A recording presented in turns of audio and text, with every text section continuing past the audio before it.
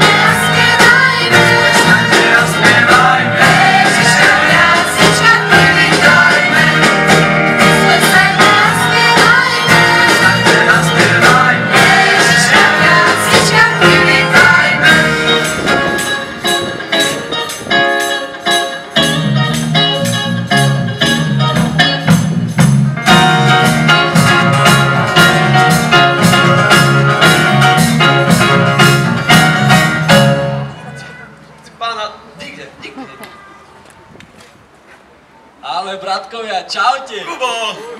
Konečne sme ťa hľadali, až pri tých ovcech si bol. Vy ste ma hľadali? Hej? A o čom ste diskutovali? Joja, či ty nevieš, čo sa robí v meste? Že k nám z ďalekých krajín prišli veľké rody. Ale prosím ťa, čo by som nevedel? Jasné, že viem. Císar vydal rozkaz, aby sa mu ľudia šli podpísať. Že sčítanie ľudu, či čo to. Drahý môj Kubo, ja už som bez starosti, lebo ja som bol ve veľkej úzkosti. Ja som si myslel, že ten neznámy ľudom prišiel ako nepriateľ. Ty si myslel, Stacho. Neboj sa ty, počuj. Veď s nami je náš Pán Boh. Čo ty toľko strachu máš? Ty, Kubo, a teraz si urval. Veľmi múdro si povedal, až nezvyčajne. Normálne by som ťa až do rána počúval. Ale, chlapi, počúvajte, ale už slnko zapadá. Aj kurník, aj trocha odpočinúť by sme si mali. Po takom namáhavom dni nič nerobenia. Tak, ako sa hovorí, nielen z chleba žije človek, ale aj zo spánku. Tak, veru, chlapi. Pravdu máte. Ale najskôr treba vďaky vzdať. Ďalšia krásna týždeň.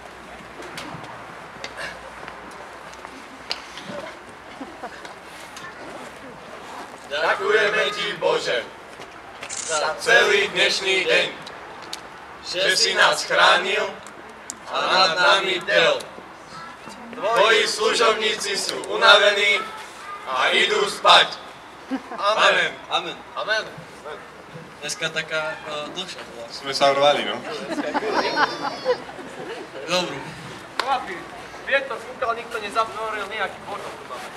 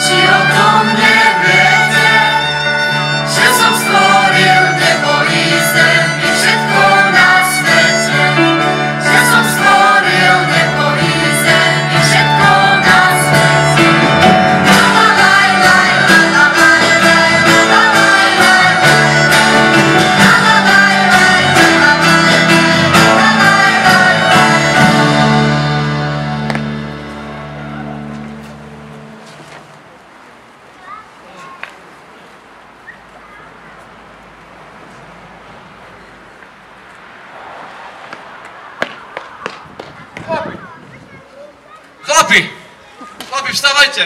Divné veci nastali. Čo sa robí? Čo ti šije? Veď nič sa nerobí ty, veď nie si záčieho srdca, veď si vyrastal na horách, buď nejaký trocha odvážny, nie? Čo ti vlk ovce rozprášil, či čo? Hej, včera. Vy, bratku, to sa ti nesníva. Však si včera večer vypil až 2 súdy piva. Bratkovia, pozrite, žiara prekrásna. Čo to je? Čo to je? Horí? Čo to som ešte nikdy nevidel? Čo je? To nehorí, chlapci. To je niečo iné.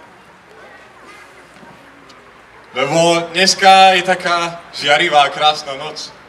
Ako keby sa hrala božská moc.